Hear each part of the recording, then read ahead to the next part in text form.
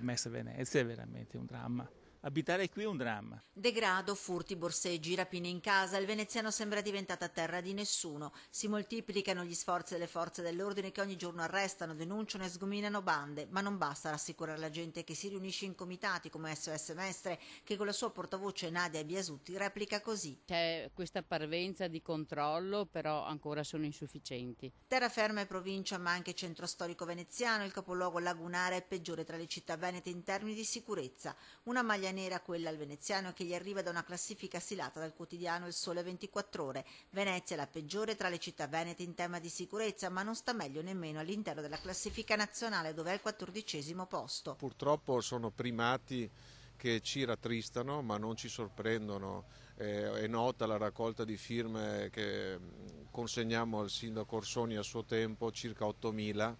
Insicurezza, degrado, che i comitati cittadini hanno denunciato a più riprese, partecipando anche a vari incontri dei comitati per l'ordine pubblico e la sicurezza. Io abito qui in centro, non è molto simpatico passeggiare la sera o la notte, specialmente per le persone più deboli, tipo gli anziani o le signore o le ragazze. Mia moglie l'altra volta gli hanno portato via il pane, che ho qua, no? Il sacchetto col pane.